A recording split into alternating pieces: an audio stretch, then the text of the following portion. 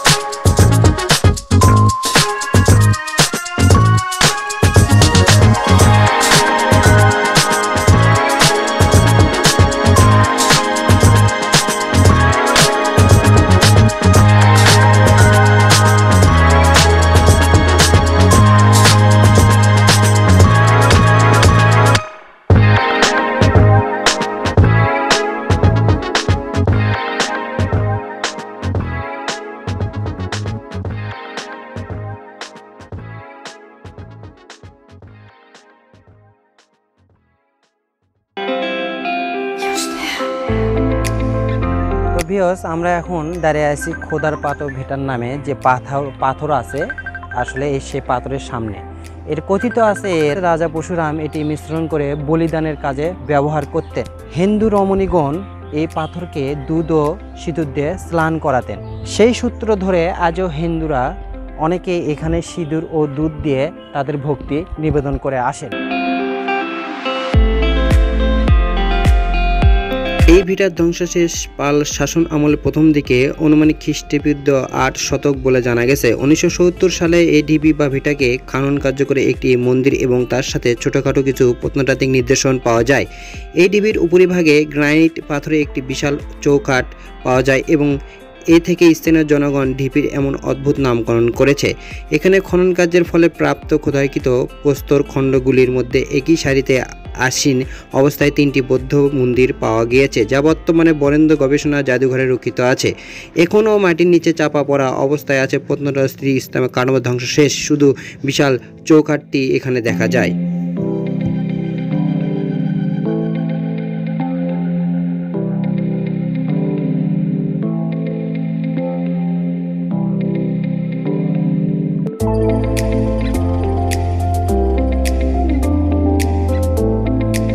পরিশেষে আমরা মহাস্থানগড়ে চলে যাচ্ছি, যা বাংলাদেশের অন্যতম একটা প্রাচীন পুরাণাকৃতি হিসেবে পরিচিত। এই অঞ্চলটি ইতিহাসে নাম ছিল পুণ্ড্রবর্ধন বা পুণ্ডনগরী নামে পরিচিত ছিল। প্রাচীন বৌদ্ধে এই মহাস্থানগড় ছিল এক সময় রাজধানী। যীশুখ্রিস্টের জন্মের প্রায় 2500 পূর্বে এই প্রাচীন নগরটি জনপদ হিসেবে গড়ে উঠেছিল বলে ধারণা করা হয়। 2016 সালে এটি সার্কেল রাজধানী হিসেবে ঘোষণা করা হয়। তো ভিউয়ার্স, চলুন আপনাদেরকে নিয়ে পুরো মহাস্থানগড়টা বেড়াই, কথা না বলে যাই। So let's go. প্রাচীর বেষ্টিত এই নগরীর ভিতরে রয়েছে বিভিন্ন আমলের প্রত্নতাত্ত্বিক নিদর্শন। কয়েক শতাব্দী পর্যন্ত এই স্থান মৌর্য, গুপ্ত, পাল, সেন শাসকবর্গের প্রাদেশিক রাজধানী ও পরবর্তীকালে হিন্দু সাম্রাজ্য রাজ্যের রাজধানী ছিল। 3য় খ্রিস্টপূর্বাব্দ থেকে 15 খ্রিস্টাব্দ পর্যন্ত অসংখ্য হিন্দু রাজা অন্যান্য ধর্মের রাজারা রাজত্ব করেন। মহাস্থানগড়ের অবস্থান বগুড়া জেলা শিবগঞ্জ উপজেলায় বগুড়া শহর থেকে প্রায় 13 কিলোমিটার উত্তরে করতোয়া নদীর তীরে এই ধ্বংসাবশেষটি দেখা যায়।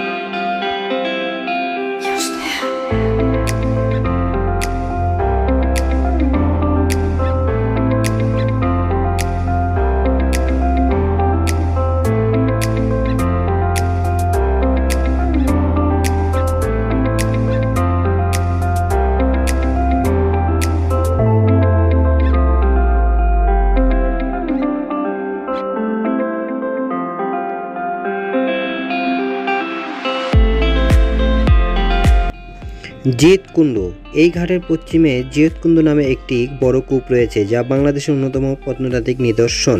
কথিত আছে এই কূপের পানি পান করে পরশুরামের আহত সৈন্যরা সুস্থ হয়ে যেত, যদিও এর কোনো ঐতিহাসিক ভিত্তি এখনও পাওয়া যায়নি।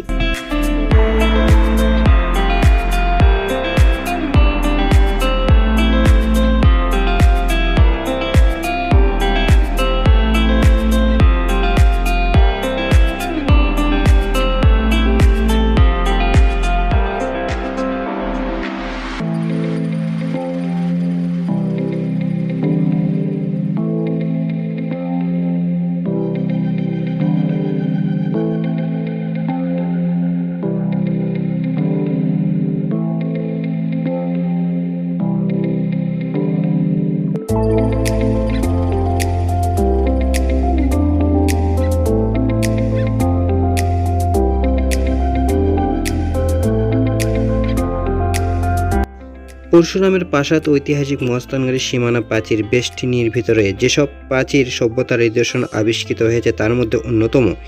স্থানীয়ভাবে এটি তথাকথিত হিন্দু নৃপতি পরশুরামের প্যালেস নামে পরিচিত।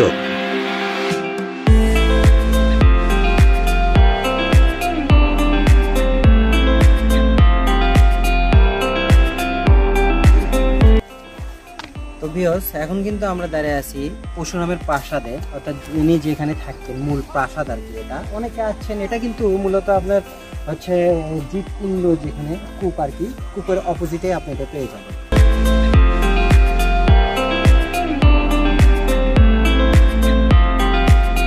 বিখ্যাত চীনা পরিব্রাজক হিউয়েনের সাঙ্গ 639 থেকে 645 খ্রিস্টাব্দের মধ্যবর্তী সময়ে পুণ্ডনগরীতে এসেছিলেন। ভ্রমণের ধারাবিবরণে তিনি তখনকার প্রকৃতি ও জীবনযাত্রার উল্লেখ করে বর্ণনা দেন।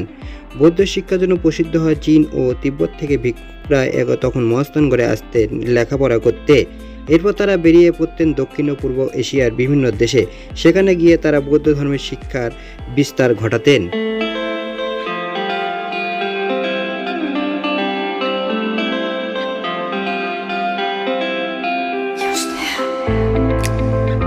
সেন বংশের শেষ রাজা লক্ষণ সেন 1082 থেকে 1125 যখন গৌড়ের রাজা ছিলেন তখন এই গড় অরক্ষিত ছিল। মহাস্থানের রাজা ছিলেন নল, যার বিরোধ লেগে থাকতেন তার ভাই নীল এর সাথে।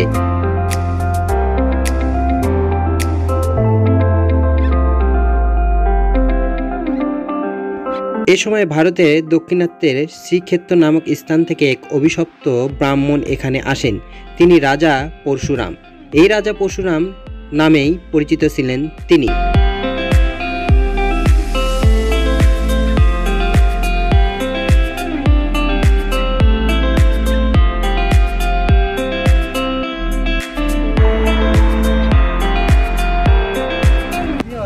পরিশেষে আমরা এখন জাহাজঘাটা অঞ্চলে, অর্থাৎ জাহাজঘাটা আপনাকে মূলত কিন্তু এখানে আগে আসতে হবে। এখানকার পরিবেশটা পর্যটনের জন্য খুব সুন্দর করে তোলা হয়েছে।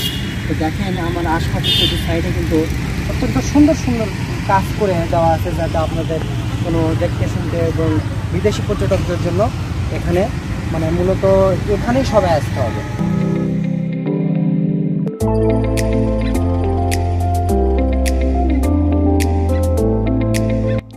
ইসলাম ধর্ম প্রতিষ্ঠান করতে আসেন ফকির বেশি দরবেশ হজরত শাহ সুলতান মাহমুদ খলপি রহমতুল্লাহ এবং তার শিষ্য। ধর্মপ্রচারক শাহ সুলতান বলকি সম্পর্কে রয়েছে আশ্চর্য কিংবদন্তি। কথিত আছে তিনি মহাস্থানগড় অর্থাৎ প্রাচীন পুণ্ডনগরে প্রবেশ করার সময় করত নদী পার হয়ে এসেছিলেন একটি বিশাল মাছ আকৃতির নৌকার পিঠে চড়ে। মহাস্থানগড়ে তিনি ইসলামের দাওয়াত দিতে থাকেন। প্রথমে রাজা পরশুরামের সেনাপ্রধান, মন্ত্রী এবং কিছু অসাধারণ মানুষ ইসলামের বার্তা গ্রহণ করে মুসলিম হন। এভাবে পুণ্ডবর্ধনের মানুষ হিন্দু ধর্ম থেকে ইসলাম ধর্ম গ্রহণ করতে থাকলে রাজা পরশুরামের সাথে শাহ সুলতানের বিরোধ সৃষ্টি হয়।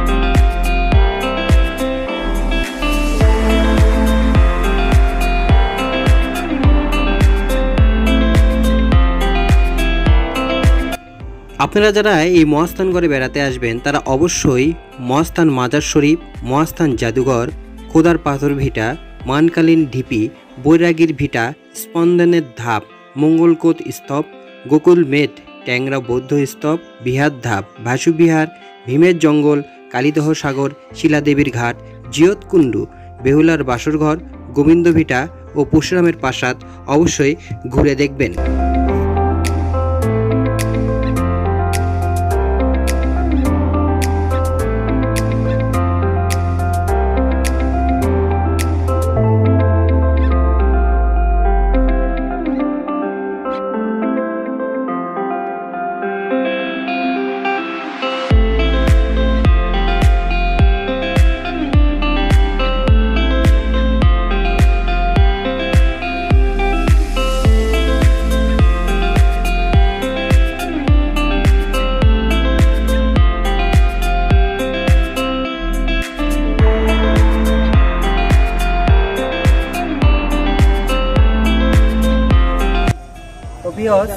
আমরা এখন মূলত জাহাজঘাটের অপোজিটে আছি। আপনার পিকনিকের স্পট হিসেবে এটা কিন্তু ব্যবহার হয়। দেখেন উত্তর সাইডে দেখেন এই স্পটগুলো কিন্তু পিকনিকের স্পট হিসেবে এখানে মানে মূলত পিকনিক করা হয়। আপনারা যা আসবেন এখানে রান্নার সুবিধা করা আছে।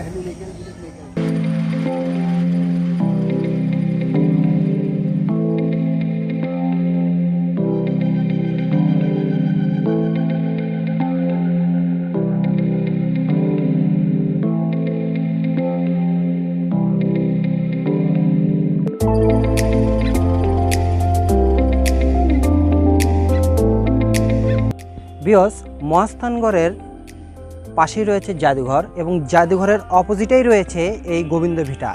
গোবিন্দ ভিটা তথা একটা দেবতার নামে, অর্থাৎ গোবিন্দ দেবতার নামে এই ভিটাটি মানে নামকরণ করা হয়েছে।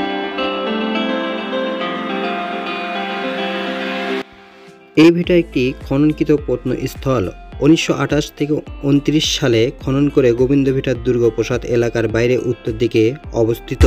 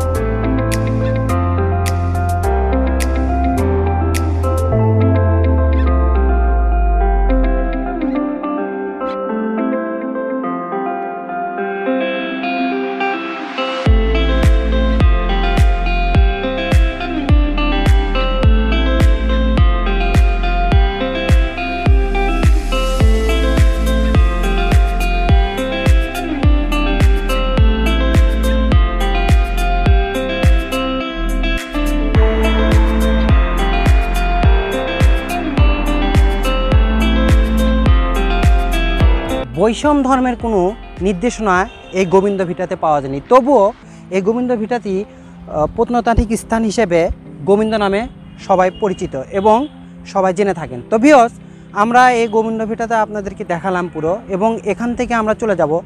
আর জাদুঘর মূলত জাদুঘরের ভিতরে ঢুকে কোনো ভিডিও করা নিষেধ, সুতরাং আমরা আজকে সময় সাপেক্ষে ওখানে আসবো এবং আপনাদের সামনে মহাস্থান জাদুঘরের নতুন কোনো ভিডিও নিয়ে উপস্থাপন হব। সে প্রত্যাশায় ভালো থাকবেন, সুস্থ থাকবেন, এই আশায় আজকের মতো এখান থেকে বিদায় নিলাম।